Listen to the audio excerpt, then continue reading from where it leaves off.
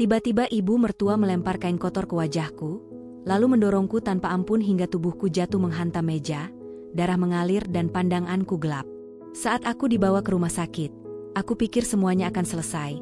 Tapi justru saat dokter memeriksa lukaku, wajahnya mendadak memucat, tangannya gemetar, lalu ia berlari keluar ruangan dan memanggil polisi karena, "Yuk, absen dulu di kolom komentar. Sobat kisah berasal dari kota mana saja? Jangan lupa tekan like dan subscribe, ya. Dukungan kalian sangat berarti agar channel ini terus berkembang dan bisa menyajikan cerita yang lebih seru. Terima kasih." Pagi itu rumah besar milik keluarga suamiku tampak lebih hidup dari biasanya. Aroma masakan menyebar sejak matahari belum sepenuhnya naik, bercampur dengan suara piring dan sendok yang saling beradu. Aku berdiri di depan cermin kamar tamu, merapikan kerudung dengan tangan yang sedikit gemetar. Bukan karena dingin, melainkan karena perasaan yang selalu muncul setiap kali aku harus berada di rumah ini. Rumah yang seharusnya menjadi rumah keduaku, namun tak pernah benar-benar terasa ramah. Namaku Lala. Seorang istri yang menikah dengan harapan sederhana, diterima apa adanya, disambut sebagai bagian keluarga. Namun sejak hari pertama menginjakan kaki di rumah ini, aku belajar satu hal, tidak semua senyum adalah tanda keikhlasan. Dari balik pintu kamar, aku mendengar suara ibu mertua, Fatimah, memerintah dengan nada tegas. Suaranya lantang, terlatih untuk didengar dan ditaati. Ia adalah perempuan yang terbiasa mengendalikan keadaan, terbiasa menjadi pusat dari segala keputusan. Semua orang di rumah ini bergerak mengikuti irama langkahnya. Aku menarik napas dalam, lalu melangkah keluar kamar. Ruang keluarga sudah dipenuhi kerabat. Ada tawa, ada obrolan ringan, ada canda yang terdengar hangat. Setidaknya di permukaan. Ketika aku melangkah mendekat, beberapa pasang mata menoleh. Ada yang tersenyum tulus, ada pula yang sekadar mengangguk singkat. Fatimah berdiri di dekat meja makan besar. Ia mengenakan busana rapi dengan warna gelap, wajahnya tampak tenang, namun sorot matanya selalu tajam. Saat pandangan kami bertemu, senyum tipis muncul di bibirnya. Senyum yang tak pernah berhasil membuatku merasa aman. "Lala, tolong ambilkan piring tambahan," katanya. Nada suaranya terdengar wajar, bahkan sopan, namun ada tekanan halus yang sulit dijelaskan. "Baik, Bu," jawabku cepat. Aku bergerak menuju dapur. Tanganku sibuk mengambil piring, sementara pikiranku sibuk menata perasaan. Aku selalu berusaha menjadi menantu yang baik. Menahan kata, menelan rasa tidak nyaman, dan meyakinkan diri bahwa semua akan membaik seiring waktu. Suamiku, Arif, menghampiriku di dapur. Wajahnya terlihat lelah, namun ia tersenyum kecil saat melihatku. "Kamu tidak apa-apa?" tanyanya pelan. Aku mengangguk. "Aku baik. Hanya sedikit ramai." Ia tahu itu bukan jawaban sebenarnya, namun memilih diam. Arif adalah pria yang lembut, tetapi sering terjebak di antara dua dunia. Dunia sebagai anak yang berbakti dan dunia sebagai suami yang seharusnya melindungi istrinya. Jamuan makan dimulai. Semua orang duduk mengelilingi meja. Doa dipanjatkan, tangan terangkat, kepala menunduk. Dalam doa itu, aku sempat berharap agar hari ini berlalu tanpa gesekan apapun. Namun harapan seringkali rapuh. Saat makanan mulai disantap, Fatimah membuka percakapan. Ia membicarakan banyak hal, mulai dari saudara jauh hingga urusan rumah tangga. Sesekali, pandangannya mengarah padaku. "Lala sekarang sibuk apa?" tanyanya sambil menyuap makanan. "Saya masih membantu di usaha kecil, Bu," jawabku. Fatimah mengangguk pelan. "Oh, usaha kecil. Ya, lumayanlah." Kata terakhirnya menggantung, seperti penilaian yang tak perlu diucapkan lebih jauh. Beberapa orang tersenyum canggung. Aku menunduk, memfokuskan diri pada piringku. Obrolan berlanjut, namun udara terasa semakin padat. Setiap kata Fatimah seperti memiliki dua makna. Tidak ada yang benar-benar menyerang, tetapi cukup untuk membuatku merasa berada di posisi yang selalu harus waspada. Selesai makan, aku segera berdiri untuk membereskan meja. Kebiasaan yang kulakukan tanpa diminta. Saat aku mengangkat piring terakhir, Fatimah memperhatikanku dengan seksama. "Hati-hati. Jangan sampai ada yang pecah, katanya. Aku mengangguk. Iya, Bu. Di dapur, aku mencuci piring dengan tenang. Air mengalir, suara gesekan spons menenangkan. Untuk sesaat, aku merasa aman di ruang sempit itu, jauh dari tatapan dan penilaian. Namun ketenangan itu tidak bertahan lama. Fatimah masuk ke dapur. Ia berdiri di dekatku, menyilangkan tangan. Aku bisa merasakan kehadirannya bahkan tanpa menoleh. Lala, katanya pelan. Aku menoleh. Iya, Bu. Ia menatap wastafel yang penuh busa. Kamu tahu kan, di rumah ini semuanya harus rapi. Jangan asal bersih. Nada suaranya tetap tenang, tetapi ada nada merendahkan yang menusuk. Aku mengangguk lagi, seperti biasa. Baik, Bu. Saya perhatikan. Fatimah menghela napas pendek, lalu keluar dari dapur. Aku menatap punggungnya yang menjauh, merasakan sesuatu bergetar di dada. Perasaan yang belum memiliki nama, tetapi terasa berat. Sore mulai turun. Satu persatu tamu berpamitan. Rumah kembali lebih sepi.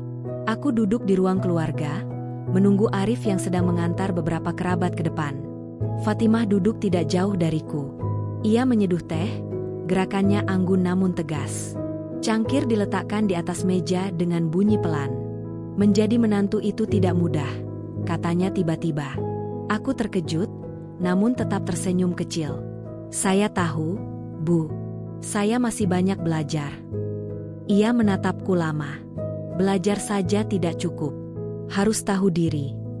Kalimat itu jatuh pelan, tetapi menghantam keras. Aku menelan ludah, memilih diam. Dalam diamku, ada luka kecil yang baru saja terbentuk. Ketika Arif kembali, pembicaraan berhenti. Fatimah kembali tersenyum seperti tidak terjadi apa-apa. Malam itu, aku berbaring di kamar tamu, menatap langit-langit. Aku bertanya pada diri sendiri, sampai kapan aku harus terus menyesuaikan diri? Sampai kapan aku harus menerima perlakuan yang selalu dibungkus kesopanan? Aku tidak tahu bahwa jamuan yang terlihat sempurna hari ini hanyalah permulaan.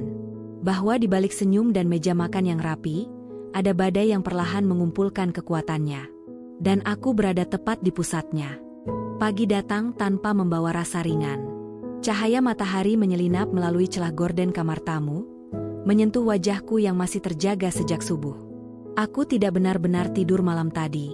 Kata-kata Fatimah terus berputar di kepalaku, seolah mencari tempat untuk menetap dan melukai lebih dalam.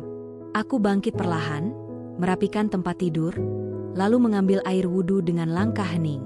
Di ruang makan, Fatimah sudah duduk lebih dulu.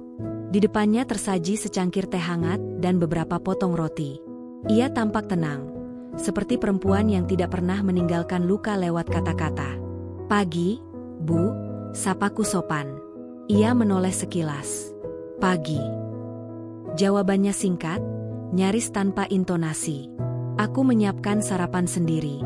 Setiap gerakan kubuat setenang mungkin, seolah suara sendok yang terlalu keras bisa menjadi alasan baru untuk ditegur. Saat aku duduk, Fatimah kembali berbicara. Arif berangkat agak siang hari ini, katanya. Dia ada urusan keluarga. Aku mengangguk. Baik, Bu. Ia mengamati caraku makan. Tatapannya tidak berkedip, membuatku merasa seperti anak kecil yang sedang diuji kesopanannya. Aku menunduk, menelan suapan dengan tenggorokan terasa kering. Beberapa menit kemudian, Arif muncul. Ia menyapaku dengan senyum kecil, lalu mencium tangan ibunya. Suasana berubah sejenak menjadi hangat, atau setidaknya tampak demikian. Ibu mau kemana hari ini? Tanya Arif. Ke rumah saudara. Ada urusan penting, jawab Fatimah. Lala ikut. Aku terkejut, tetapi berusaha tidak menunjukkannya. Baik, Bu. Perjalanan menuju rumah saudara berlangsung dalam diam. Aku duduk di kursi belakang, memperhatikan jalan yang terus bergerak maju. Fatimah duduk di depan, berbincang ringan dengan Arif. Sesekali, namaku disebut, namun selalu dalam konteks yang membuatku merasa seperti beban yang harus dijelaskan. Lala masih belajar menyesuaikan diri, kata Fatimah pada seseorang di telepon. Namanya juga perempuan muda. Aku menatap jendela, berusaha tidak mendengar. Setibanya di rumah saudara, suasana kembali dipenuhi senyum dan sapaan. Fatimah berubah menjadi sosok ramah yang dipuja. Aku berdiri di sisinya, menyapa dengan sopan, membantu sebisaku. "Menantu Fatimah cantik ya," ujar seorang kerabat. Fatimah tersenyum tipis. "Cantik saja tidak cukup." Kalimat itu dilontarkan ringan, diiringi tawa kecil. Beberapa orang ikut tertawa, mengira itu candaan. Aku tersenyum kaku, merasakan retakan kecil di dalam diriku semakin melebar. Sepanjang kunjungan, aku seperti bayangan. Hadir, tetapi tidak sepenuhnya dianggap. Setiap kali aku berbicara, Fatimah selalu menyela atau mengoreksi dengan cara yang membuatku terlihat kurang paham.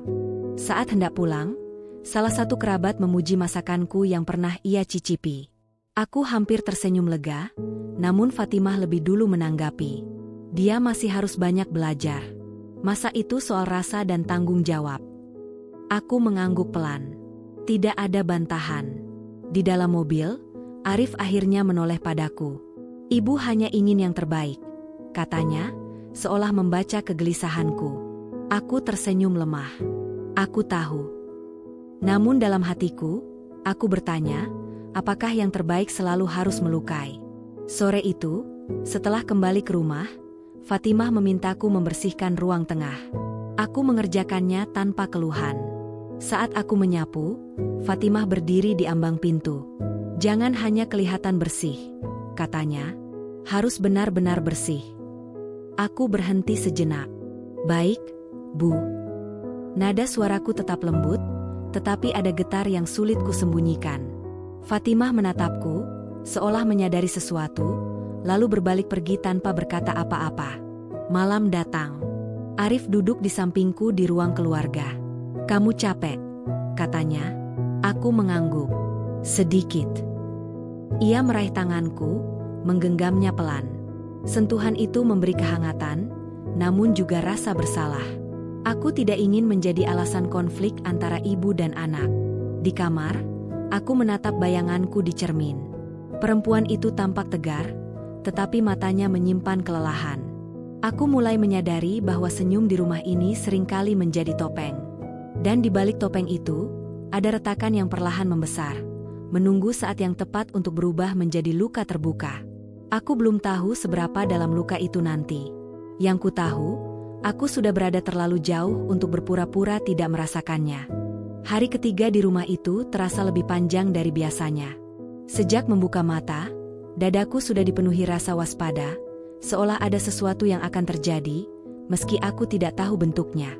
Udara pagi terasa berat, bukan karena cuaca, melainkan karena beban yang perlahan mengendap di pikiranku. Aku bangun lebih awal, berharap bisa menyelesaikan pekerjaan rumah sebelum Fatimah muncul. Di dapur, aku menanak nasi, menyiapkan lauk sederhana, dan membersihkan meja dengan cermat. Setiap sudut kuperhatikan, setiap remah kuusap hingga bersih. Aku ingin menghindari satupun celah kesalahan. Namun, kesempurnaan rupanya bukan jaminan keselamatan. Fatimah masuk ketika aku sedang menata piring. Langkahnya pelan, tetapi kehadirannya langsung mengubah suasana. Ia mengamati dapur tanpa berkata apapun. Tatapannya bergerak dari kompor, meja, hingga lantai, seperti hakim yang sedang mencari bukti. "Kamu masak apa?" tanyanya akhirnya. "Sayur bening dan ayam goreng, Bu," jawabku. Ia mendekat ke panci, membuka tutupnya, lalu mengaduk perlahan. Terlalu banyak air. Rasa bisa hilang. Aku menelan napas. "Baik, Bu, nanti saya perbaiki." Fatimah menutup panci, lalu berbalik tanpa menanggapi jawabanku. Aku berdiri kaku beberapa detik sebelum kembali bergerak. Tanganku gemetar tipis, tetapi aku memaksa diri tetap tenang. Saat sarapan, Arif terlihat terburu-buru. Ia harus pergi lebih awal. Sebelum berangkat, ia menatapku sejenak, seolah ingin mengatakan sesuatu, namun urung. "Jaga diri," katanya singkat. Aku mengangguk, meski tahu yang kumaksudkan bukan sekadar fisik. Sepeninggal Arif, rumah menjadi terlalu sunyi. Suara jam dinding terdengar lebih keras dari biasanya. Fatimah duduk di ruang tengah, membaca sesuatu di ponselnya. Aku melanjutkan pekerjaan, membersihkan kamar tamu dan menyapu teras. Ketika aku mengangkat karpet ruang tengah untuk dijemur, Fatimah berdiri tiba-tiba. "Kenapa karpet itu diangkat?" tanyanya. "Saya mau menjemurnya, Bu." "Biar tidak lembab," jawabku. Ia mengernyit. "Tidak perlu. Masih bersih." Aku terdiam sejenak. "Baik, Bu." Aku menurunkan kembali karpet, meski sudah terlanjur terangkat. Gerakanku membuat sudut karpet sedikit bergeser. "Pelan-pelan," katanya tajam. "Jangan sembrono." Kata itu seperti percikan api kecil. Tidak membakar, tetapi cukup untuk menyengat. Aku menarik napas dalam dan meminta maaf. Menjelang siang, Fatimah memintaku menemaninya ke pasar. Perjalanan itu diisi dengan komentar singkat tentang caraku berpakaian, caraku berjalan, bahkan caraku duduk. "Perempuan itu harus tahu tempat," katanya sambil memilih sayur. Aku mengangguk lagi. Anggukan yang semakin terasa seperti penyerahan diri. Di salah satu kios, penjual memanggilku dengan ramah. "Mbak, yang kemarin beli cabai ya?" Aku tersenyum kecil. "Iya." Fatimah menoleh. "Oh, kamu sering kesini sendiri?" Nada suaranya terdengar biasa, tetapi matanya menyipit. "Kadang kalau disuruh," jawabku. Ia tidak melanjutkan, tetapi sejak itu langkahnya menjadi lebih cepat, seolah ingin segera pulang. Sesampainya di rumah, aku menyimpan belanjaan. Saat aku mencuci sayur, Fatimah memperhatikanku dari pintu dapur. "Lala," katanya pelan. Aku menoleh. "Iya, Bu." "Kamu harus ingat satu hal," ucapnya. "Di rumah ini, kamu itu pendatang." Kata itu menancap tajam. Aku membuka mulut, lalu menutupnya kembali. Tidak ada kata yang terasa aman untuk keluar. "Saya tahu, Bu," jawabku akhirnya. Fatimah mengangguk puas, lalu pergi. Sore itu, aku duduk sendiri di kamar. Aku merasa lelah, bukan hanya di tubuh, tetapi juga di hati. Aku bertanya pada diri sendiri, apakah semua ini adalah harga yang harus kubayar demi sebuah pernikahan? Ketika Arif pulang, aku berusaha bersikap biasa. Kami makan malam dalam diam yang panjang. Fatimah tidak banyak bicara, namun keheningannya justru terasa menekan. Setelah makan, Arif mengajakku ke teras. "Ibu keras," katanya pelan. Tapi dia tidak jahat. Aku menatap halaman gelap di depan kami. Aku tidak bilang dia jahat. Hanya itu yang bisa kukatakan. Malam semakin larut. Aku berbaring, menatap langit-langit. Api kecil di dalam diriku masih menyala. Api yang berasal dari kata-kata, tatapan, dan sikap yang selama ini kuterima. Aku belum melawan. Aku belum bersuara. Tetapi aku mulai sadar, api sekecil apapun, jika dibiarkan, akan mencari jalan untuk membesar. Dan aku tidak tahu, ketika saat itu tiba, siapa yang akan terbakar paling parah. Hari itu rumah kembali dipenuhi suara. Sejak pagi, Fatimah sudah sibuk menelepon sana-sini, memastikan semua persiapan berjalan sesuai keinginannya. "Akan ada kumpul keluarga kecil," katanya. "Tidak besar, tidak istimewa, hanya makan siang bersama beberapa kerabat dekat." Kalimat itu diucapkan ringan, tetapi bagiku terdengar seperti peringatan. Aku bangun lebih awal dari biasanya. Langkah kakiku terasa lebih berat saat menuruni tangga. Di dapur, bahan masakan sudah tersusun rapi, lengkap dengan catatan kecil berisi menu yang harus disiapkan. Tulisan Fatimah selalu tegas, tanpa hiasan, seperti perintah yang tidak memberi ruang tawar. Aku mulai memasak dalam diam. Wajan dipanaskan, bumbu ditumis, aroma perlahan memenuhi ruangan. Tanganku bergerak otomatis, seolah tubuhku sudah hafal ritme ini. Namun pikiranku terus waspada. Setiap suara langkah dari luar dapur membuatku menegang. Fatimah beberapa kali masuk, memeriksa, lalu keluar tanpa komentar. Sikap itu justru lebih membuatku gelisah. Aku lebih terbiasa ditegur daripada diabaikan. Menjelang siang, satu persatu kerabat datang. Suasana rumah berubah ramai. Tawa terdengar di ruang tengah, percakapan saling bersahutan. Aku mondar-mandir dari dapur ke ruang makan, menyajikan hidangan dengan senyum yang kupaksakan. "Lala, tolong tambah sendoknya," kata Fatimah dari ujung meja. "Baik, Bu," jawabku. Aku kembali ke dapur. Saat aku membuka laci, sebuah lap dapur jatuh ke lantai. Lap itu sudah kusisihkan sejak pagi untuk dicuci. Aku memungutnya cepat-cepat, berniat meletakkannya di ember. Ketika aku kembali ke ruang makan, Fatimah menatap lap di tanganku. "Itu apa?" tanyanya. "Lap, Bu. Tadi jatuh," jawabku. Tatapannya mengeras. "Jangan bawa barang kotor ke depan tamu." Aku terdiam sejenak. "Saya mau simpan, Bu." Entah apa yang membuat suasana berubah drastis. Mungkin nada suaraku, mungkin ekspresiku yang lelah. Fatimah mendekat satu langkah. "Kamu ini tidak peka," katanya lebih keras. "Sudah dibilang berkali-kali." Beberapa kerabat menoleh. Tawa perlahan mereda.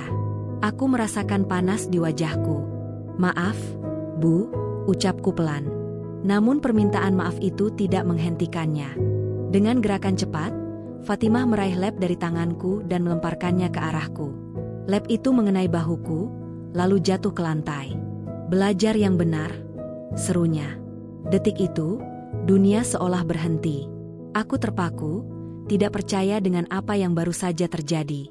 Semua mata tertuju padaku. Ada yang terkejut, ada yang pura-pura tidak melihat. Aku membungkuk hendak mengambil lap itu.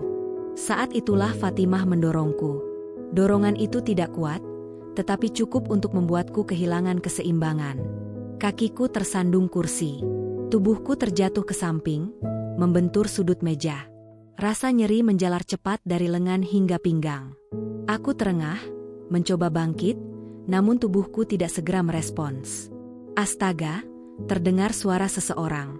Arif berlari mendekat. "Lala." Ia membantuku duduk. Aku merasakan perih di kulit, panas yang semakin kuat. Tanganku gemetar. Fatimah berdiri kaku beberapa langkah dari kami. Wajahnya pucat, tetapi rahangnya mengeras. "Dia ceroboh sendiri," katanya.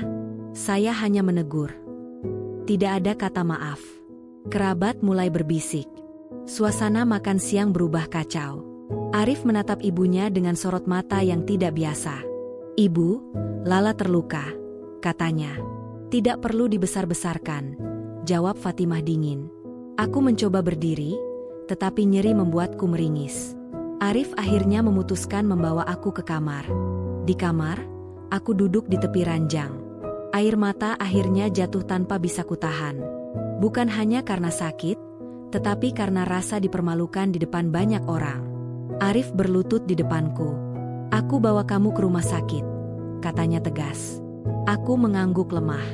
Sebelum kami keluar, Fatimah muncul di ambang pintu. "Tidak perlu ke rumah sakit," katanya. "Pakai obat gosok saja." Arif berdiri. "Tidak, Bu. Saya tidak mau ambil risiko." Tatapan mereka bertemu. Ada ketegangan yang belum pernah kulihat sebelumnya. Kami pergi tanpa menunggu persetujuan. Di dalam mobil, aku menahan nyeri sambil menatap jalan. Hatiku terasa kosong. Aku tidak tahu bahwa insiden ini akan menjadi garis pemisah. Bahwa dorongan kecil dan lap kotor itu bukan sekadar ledakan emosi sesaat. Itu adalah pintu yang baru saja terbuka, mengarah pada kebenaran yang jauh lebih gelap daripada yang pernah kubayangkan. Lampu rumah sakit menyala putih dan dingin, membuat wajah siapapun tampak pucat.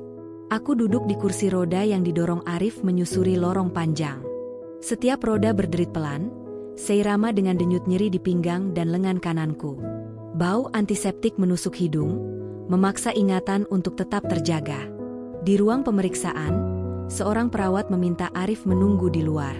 Pintu ditutup perlahan, meninggalkan aku sendirian dengan rasa sakit dan ketakutan yang belum sempat kucerna. Aku menatap dinding kosong, mencoba mengatur napas. Dokter datang dengan langkah cepat. Ia memperkenalkan diri singkat, lalu mulai memeriksa. Tangannya cekatan, tetapi sorot matanya teliti, seperti sedang mencari sesuatu yang tak kasat mata. "Bagian mana yang paling sakit?" tanyanya. Aku menyebutkan pinggang dan lengan. Ketika ia menekan titik tertentu, nyeri menusuk membuatku meringis. Sejak kapan sering merasa nyeri seperti ini? Lanjutnya. Aku terdiam. Baru hari ini? Ia mengangguk, lalu meminta perawat menyiapkan pemeriksaan lanjutan. Aku mengikuti instruksinya, mencoba tidak memikirkan kemungkinan buruk. Beberapa waktu kemudian, Arif dipanggil masuk. Wajahnya terlihat tegang, alisnya bertaut. Ia duduk di sampingku, menggenggam tanganku erat. Semuanya akan baik-baik saja, katanya. Aku ingin mempercayainya. Pemeriksaan berlangsung lebih lama dari yang kuduga. Dokter sesekali berhenti, mencatat, lalu melanjutkan. Ada keheningan aneh yang membuat dadaku semakin sesak. Akhirnya, dokter menarik napas panjang. Untuk sementara, saya ingin Lala dirawat, katanya. Ada beberapa hal yang perlu kami pastikan. Arif terkejut. Dirawat? Lukanya separah itu? Dokter tidak langsung menjawab. Kami menemukan sesuatu yang perlu ditelusuri lebih jauh. Kata-kata itu menggantung, membuat ruang terasa lebih sempit. Aku dibawa ke kamar rawat. Tirai putih menutup sebagian pandangan, memberikan privasi yang terasa semu. Perawat membersihkan lukaku, memasang alat pemantau, dan memberiku obat pereda nyeri.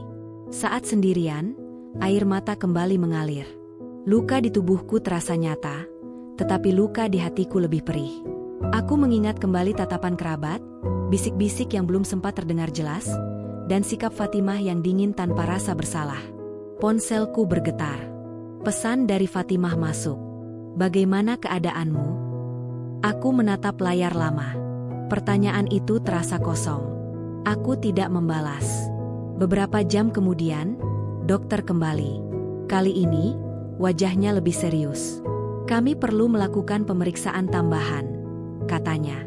Dan saya harus menanyakan beberapa hal pribadi. Aku mengangguk pelan. Pertanyaan demi pertanyaan diajukan.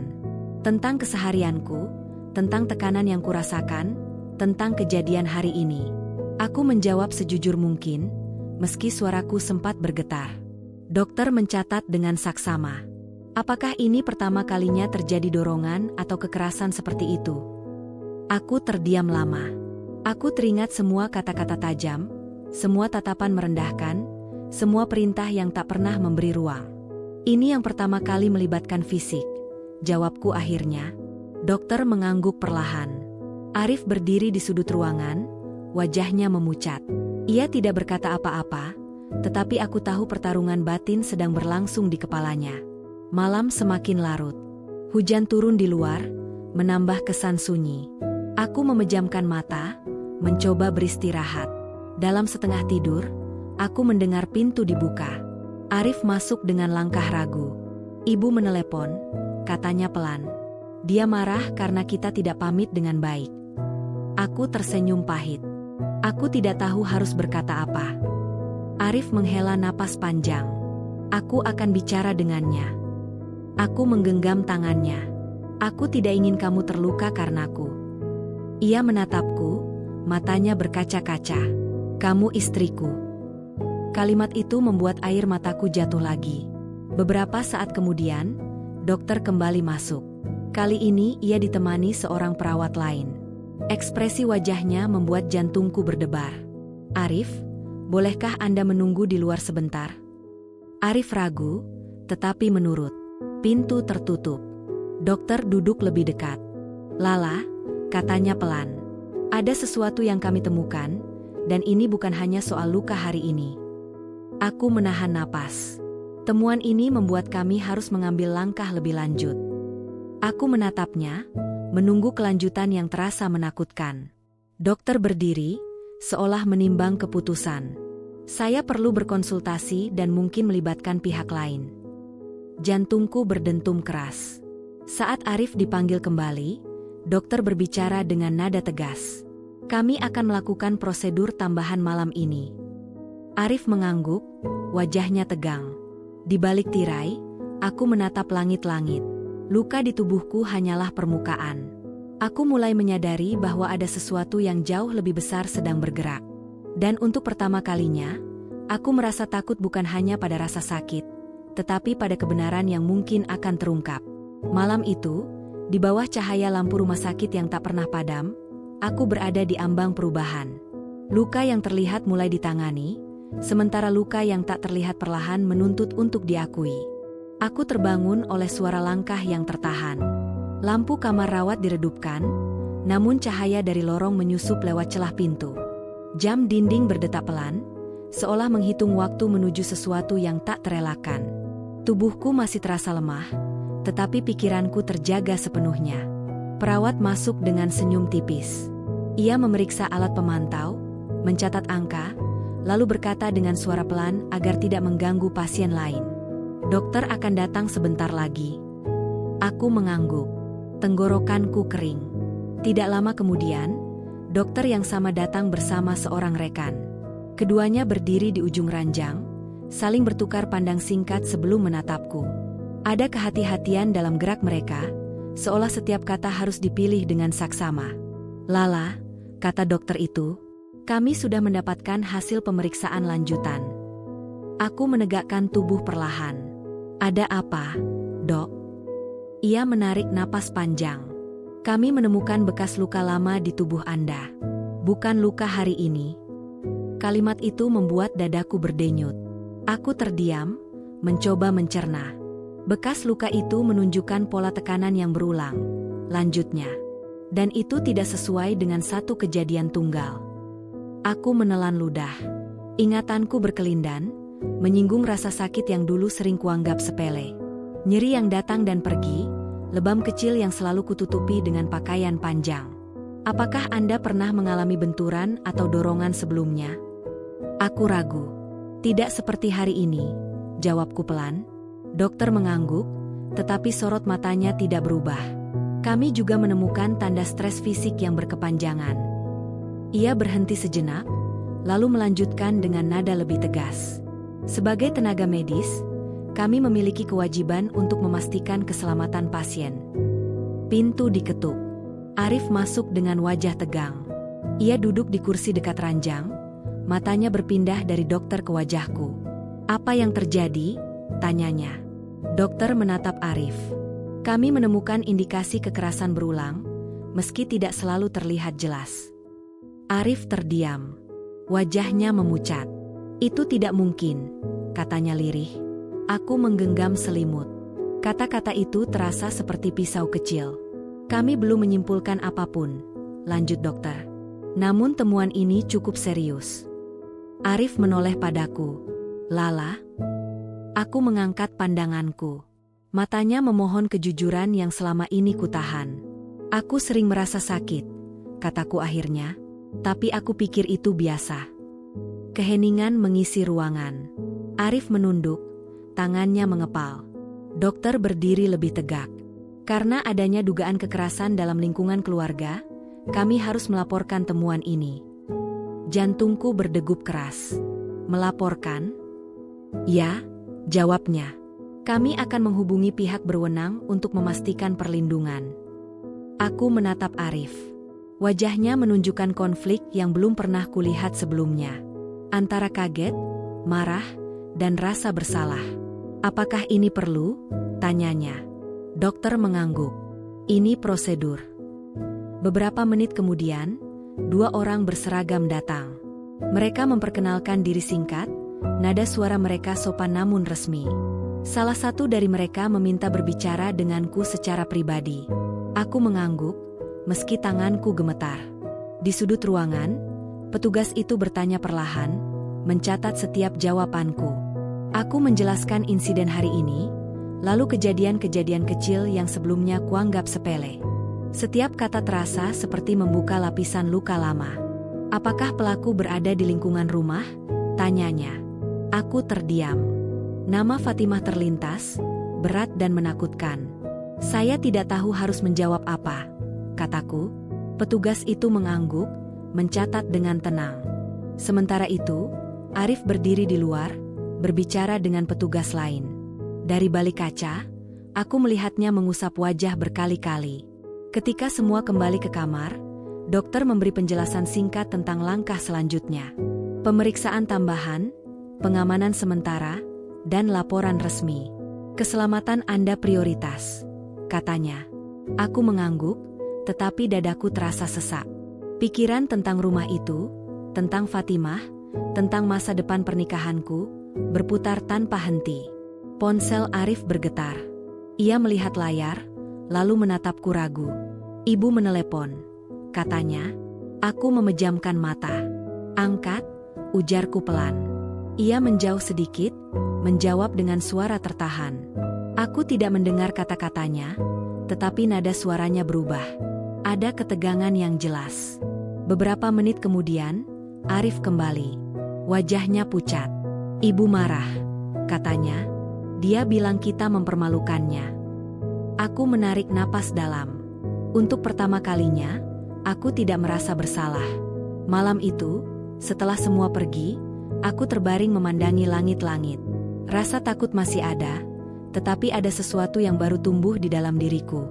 Kesadaran bahwa apa yang kualami bukan sekadar ketidaknyamanan. Temuan dokter telah mengguncang segalanya. Tidak hanya hubunganku dengan Fatimah, tetapi juga cara pandangku terhadap diriku sendiri. Aku tidak lagi sendirian dengan luka ini. Dan meski jalan ke depan tampak gelap, aku tahu satu hal. Kebenaran sudah terlanjur mengetuk pintu, dan ia tidak akan pergi begitu saja. Pagi datang dengan langkah ragu.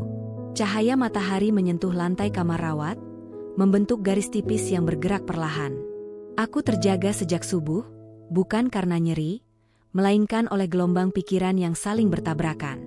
Setiap detik terasa seperti tarikan napas sebelum loncatan yang tidak bisa dibatalkan.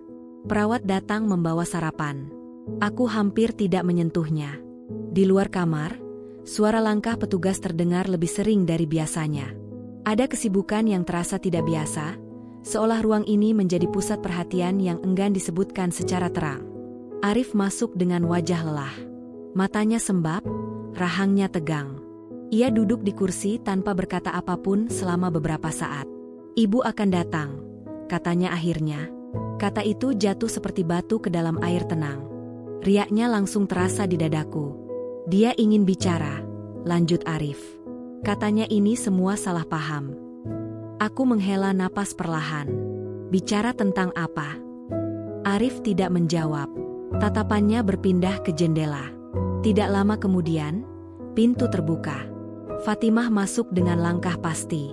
Ia mengenakan pakaian rapi, wajahnya tertata, seolah datang ke pertemuan penting.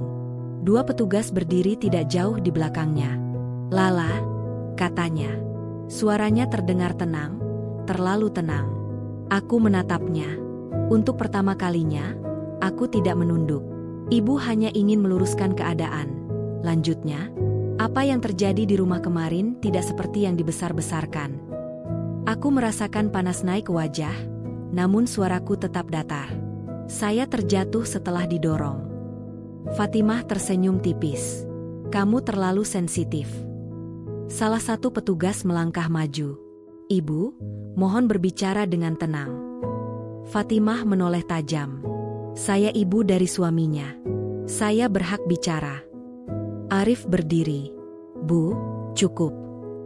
Kata itu menghentikan udara. Fatimah menatap anaknya dengan sorot tidak percaya. Kamu membelanya? Tanyanya. Dia istriku, jawab Arif. Suaranya bergetar, tetapi tegas. Aku merasakan sesuatu runtuh dan tumbuh bersamaan. Fatimah menarik napas, lalu tertawa kecil. Kalian semua sudah dihasut. Perempuan ini membuat rumah tangga kita berantakan. Aku menggenggam spray. Saya hanya ingin aman. Petugas meminta Fatimah duduk. Ia menolak. Saya yang membesarkan anak ini, katanya. Saya tahu apa yang terbaik. Yang terbaik tidak melukai, jawabku pelan. Kalimat itu membuat wajahnya berubah. Senyum hilang, digantikan kemarahan yang tidak lagi disembunyikan. Kamu datang ke keluarga ini tanpa apa-apa, katanya keras. Lalu berani menuduh saya? Suasana menegang. Petugas saling pandang. Dokter masuk, meminta semua orang tenang. Ia menjelaskan kembali temuan medis dengan bahasa yang lugas. Tentang luka lama, tentang tekanan berulang, tentang risiko yang tidak bisa diabaikan. Fatimah menyela. Itu kebohongan. Dokter menatapnya mantap. Ini data medis. Hening menyelimuti ruangan.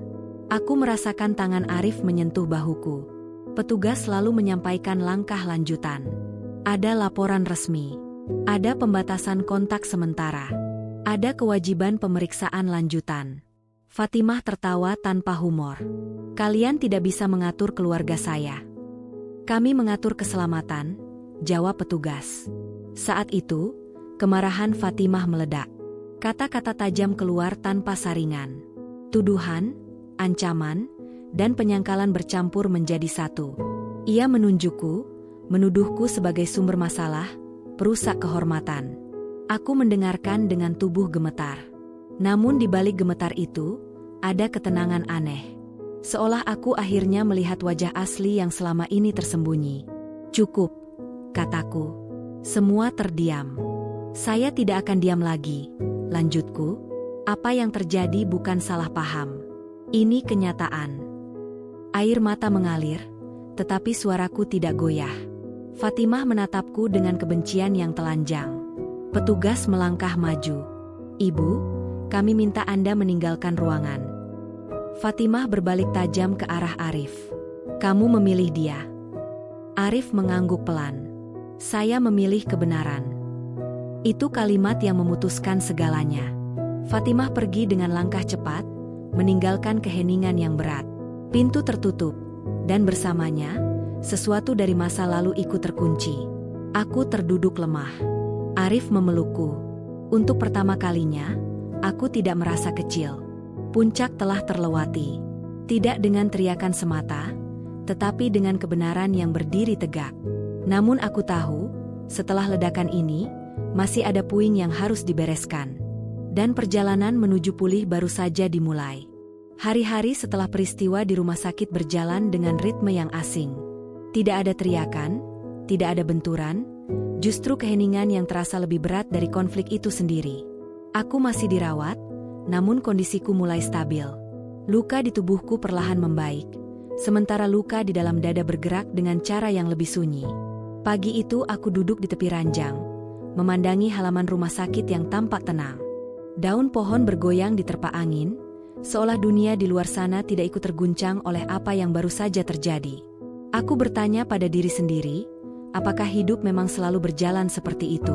Terus bergerak, meski seseorang sedang runtuh di dalamnya. Arif datang membawa kabar. Wajahnya tampak lebih kurus. Matanya menyimpan kelelahan yang belum sempat dipulihkan. Ibu tidak boleh menghubungimu sementara, katanya pelan. Itu keputusan resmi. Aku mengangguk. Tidak ada rasa lega, hanya perasaan kosong yang aneh. Keluarga mulai bertanya-tanya. Lanjutnya, sebagian percaya, sebagian menyalahkanmu. Aku tersenyum pahit. Aku sudah menduganya. Arif duduk di sampingku. Aku minta maaf karena terlambat memahami. Aku menatapnya lama. Yang penting kamu ada sekarang. Di luar kamar, bisik-bisik mulai menyebar. Nama Fatimah tidak lagi disebut dengan nada hormat seperti sebelumnya. Ada yang menyebutnya keras, ada yang mulai mengingat kejadian lama yang dulu dianggap biasa. Topeng yang selama ini melindunginya perlahan retak. Dokter datang untuk pemeriksaan lanjutan. Ia menjelaskan kondisi fisikku dengan bahasa sederhana, lalu berbicara tentang pemulihan mental. Tekanan berkepanjangan meninggalkan jejak, katanya. Tidak selalu terlihat, tapi nyata. Aku mengangguk. Untuk pertama kalinya, perasaanku divalidasi tanpa syarat.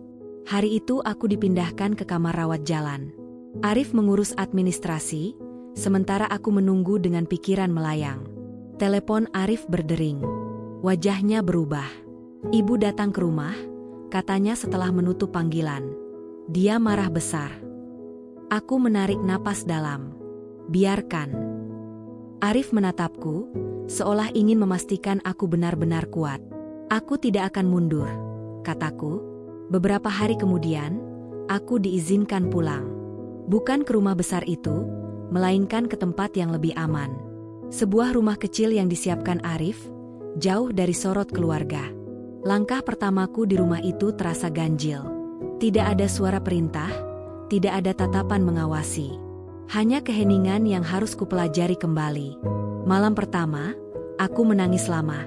Bukan karena takut, tetapi karena lelah menahan segalanya. Di sisi lain kota, Fatimah menghadapi dunianya sendiri. Tanpa kehadiranku sebagai sasaran, kemarahannya kehilangan arah. Keluarga mulai menjauh, satu persatu. Arif mendapat pesan singkat darinya. Tuduhan, penyesalan palsu, dan kemarahan bercampur menjadi satu. Ia memilih tidak membalas. "Aku tidak mengenali ibu," katanya suatu malam. Aku menggenggam tangannya. "Mungkin kita baru mengenalnya sekarang." Hari-hari berlalu. Aku mulai menjalani terapi.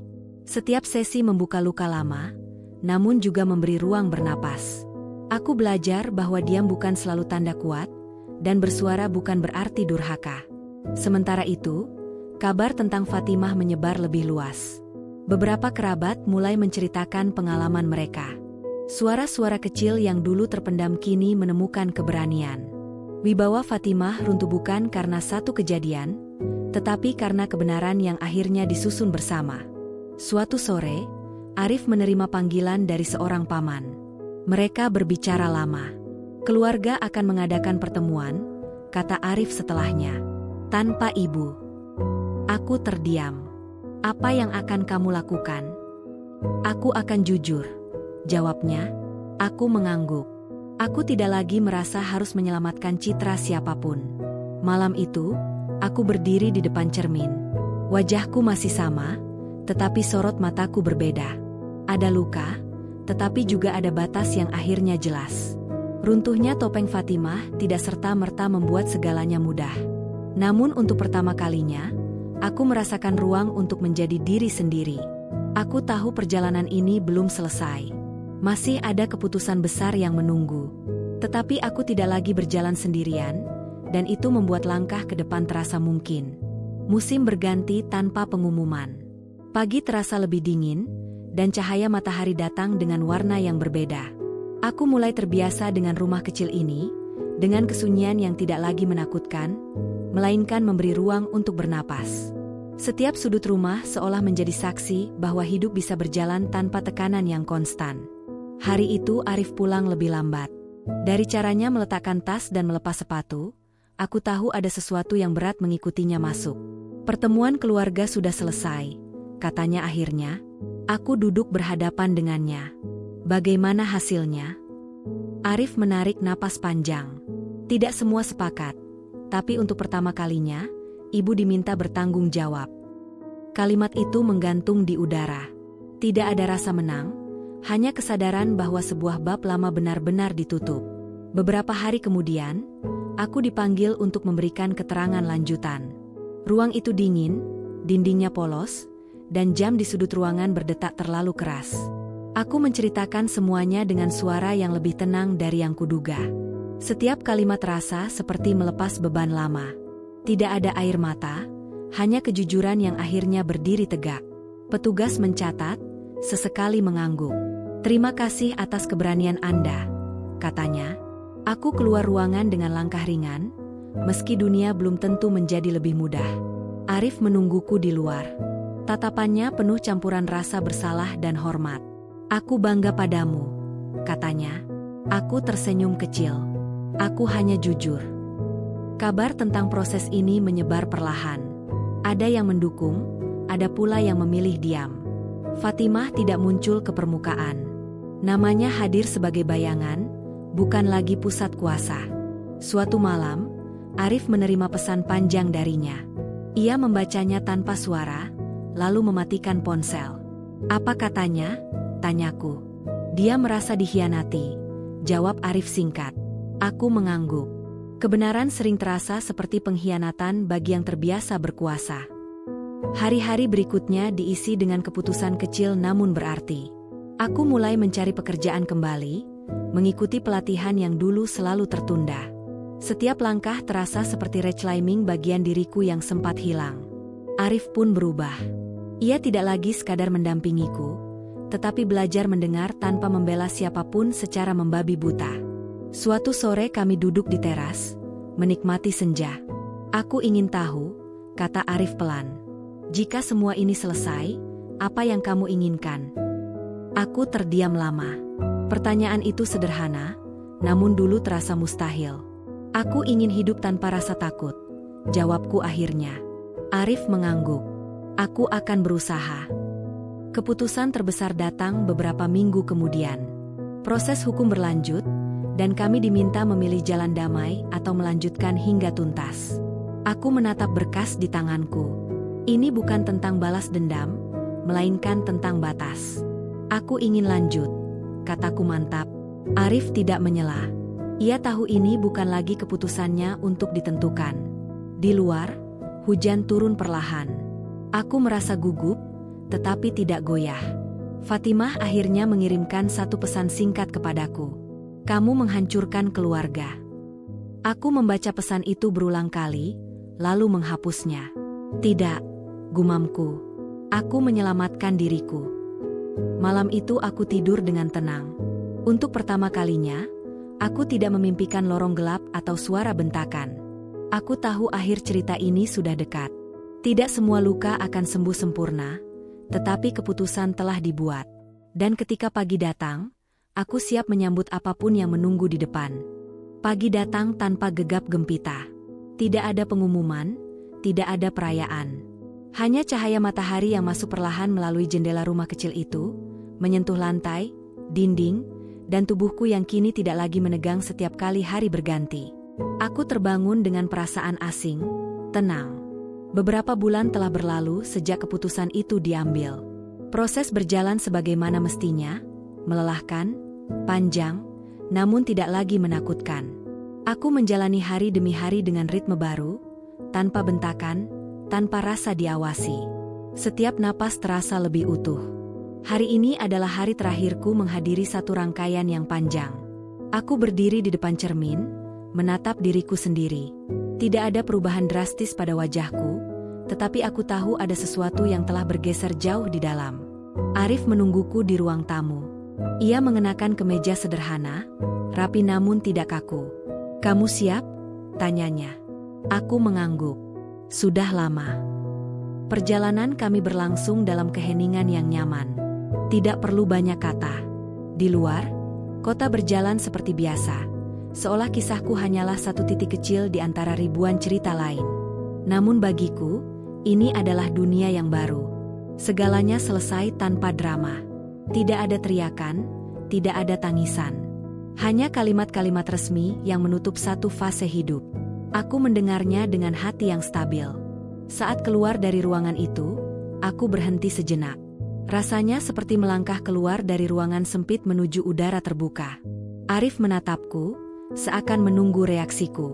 Bagaimana rasanya? Aku tersenyum tipis. Ringan. Kami tidak langsung pulang. Kami berjalan tanpa tujuan, menyusuri trotoar, membeli minuman hangat, duduk di bangku taman. Hal-hal kecil yang dulu terasa mustahil kini hadir tanpa hambatan. Aku menyadari bahwa kebahagiaan tidak selalu datang dalam bentuk besar. Kadang ia hadir sebagai ketiadaan rasa takut. Nama Fatimah tidak lagi disebut. Bukan karena dilupakan, tetapi karena tidak lagi memiliki tempat dalam hidupku. Ia menjadi bagian dari masa lalu yang tidak ingin kuulang, namun juga tidak ingin kusimpan dengan kebencian. Arif sempat berkata pelan, "Aku masih memanggilnya ibu." Aku mengangguk. Dan aku menghargai itu. Hubungan kami berubah. Tidak sempurna, tidak bebas dari bekas luka, tetapi jujur. Kami belajar bahwa cinta tidak boleh dibangun di atas pengorbanan sepihak. Aku melanjutkan pekerjaanku. Aku bertemu orang-orang baru yang tidak mengenalku sebagai menantu siapapun. Aku hanya Lala. Di suatu sore yang cerah, aku duduk sendiri, menulis di buku catatan kecil. Aku menuliskan satu kalimat. Aku selamat.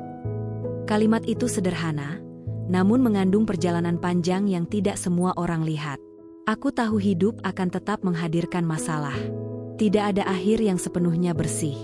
Tetapi kini aku memiliki batas, suara, dan keberanian untuk menjaga diriku sendiri. Jika aku menoleh ke belakang, aku tidak lagi melihat diriku yang diam saat disakiti. Aku melihat seseorang yang belajar berdiri, meski dengan lutut gemetar. Cerita ini tidak berakhir dengan kemenangan besar, melainkan dengan kesadaran bahwa keluarga seharusnya menjadi tempat pulang, bukan arena luka. Bahwa menjadi istri tidak berarti kehilangan diri. Dan bahwa memilih diri sendiri bukanlah dosa. Saat matahari mulai turun, aku bangkit dari bangku taman dan melangkah pulang. Bukan ke masa lalu, melainkan ke hidup yang akhirnya benar-benar kumiliki.